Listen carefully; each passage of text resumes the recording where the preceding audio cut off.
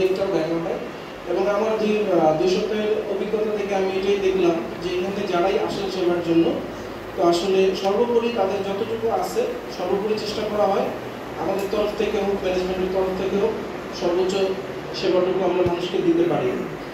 কারণ একটা মানুষ যখন আসে তার রোগটা নির্ণয় করা এবং তার চিকিৎসা দেওয়ার পরে তিনি যখন সুস্থ হয়ে আমাদের যে ফিডব্যাকটা দেন, এটা হলো আমাদের কাছে সবচেয়ে বড় পাওয়া।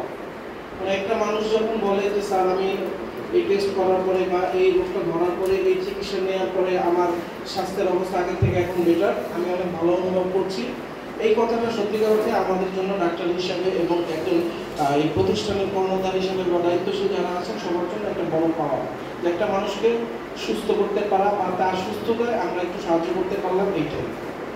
এখন তো এটা আসলে দেখেন সবাই তো আর পথ চিনে না বা পথ চিনানোর দায়িত্বশীল বা যারা এই পথে মানে বিষয়টা হলো অনেক কিছু জানা থাকে না।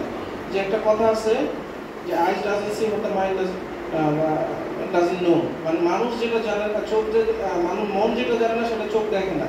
তো আসলে এই প্রতিষ্ঠান সম্বন্ধে বা এটা সম্বন্ধে আপনারা দীর্ঘদিন ধরে অবগত আছেন এবং আপনারা হয়তো আমাদের থেকে আরো ভালো জানেন। আপনারা আপনাদের দীর্ঘদিন অভিজ্ঞতার আলোকে এই জিনিসগুলো আরো মানে এটাকে মনিটরাইজ করেন, এটা সম্বন্ধে ভালো করে বিবেচনা করেন।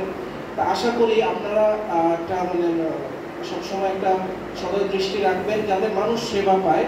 কারণ দেখা গেল এখন তো মানে অনেক ধরনের প্রতিষ্ঠান গড়ে উঠেছে, যে দেখা গেল অনেক থাকে যেখানে হচ্ছে অথেন্টিক টেস্টগুলো বা টেস্ট রেজাল্টগুলো 100% অথেন্টিক মানে বলা যায় না বা বলা যাচ্ছে না। তো সেই দিক থেকে নিউক্লিয়ার ডায়াগনস্টিক সেন্টারের টেস্টগুলোর প্রতি আমরা বিশ্বাস করি যে এখান থেকে মানে যে টেস্টের রেজাল্টটা আসে এটা অলমোস্ট টেস্ট টু 100%, মোটামুটি কারেকশন বলা যায়। আসলে মেডিকেল সেক্টরে 100% বলে তো আসলে কিছু নাই, কারণ এখানে সব কিছুরই একটা সর্বোপরি আল্লাহর উপরে ভরসা করতে হয়। তবে চেষ্টা করা হয় যাতে আমরা স্বল্প সময় এবং স্বল্প খরচের মাধ্যমেই আমরা মানুষকে সুস্থ করার চেষ্টা করি। আসলে আমি আমার বক্তব্য দীর্ঘায়িত করবো না, আপনারা এখানে অনেক কষ্ট করে অনেক সময় ধরে আছেন, অপেক্ষা করতেছেন।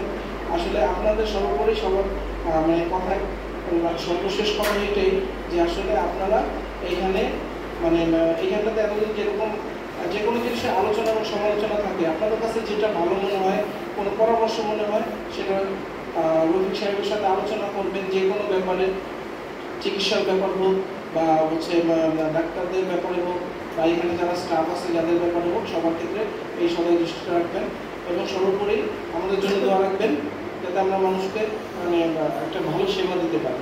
ধন্যবাদ। আসসালামু আলাইকুম।